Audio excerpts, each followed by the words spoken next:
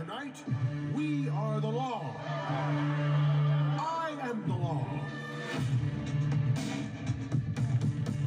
You act like a criminal. We are criminals.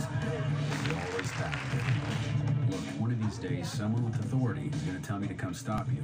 And when that happens, may the best man win. I'm Renee Kilman on behalf of Superman Homepage. Oh, hello. And you're the director. Yes. That's fantastic. Actually, you've done a lot of work on DC animated films as a storyboard artist. So going into this film, since it's Frank Miller's work, very dark, very gritty, did you approach it from any kind of visual sense differently than any other film? I think what I wanted to do is I wanted to make it as like live action feel as possible, as if it was real live action films that's shot cinematically.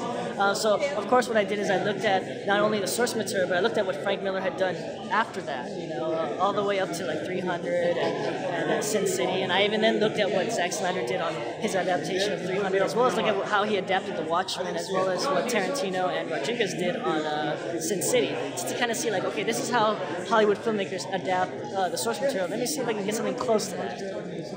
Fantastic. You also did the storyboard work on Man of Steel. Yes. Actually, can you tell us a little bit about that?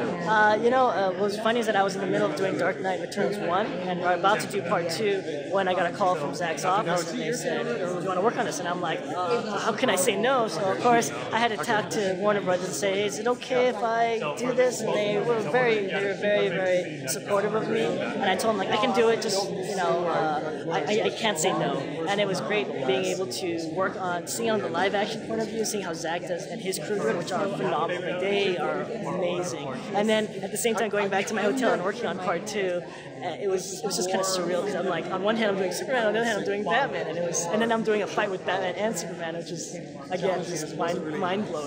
That must have been an awesome experience. Yes, but at the same time, very exhausting, because at times I had to think to myself, okay, I can't do things that I'm going to do in Man of Steel in Dark Knight Returns and vice versa, so I had to find ways of coming up with even more cooler stuff for the characters to do. So you had to keep it a little different, otherwise you didn't want to be like, oh, I'm just copying from one or the other. Exactly, yeah.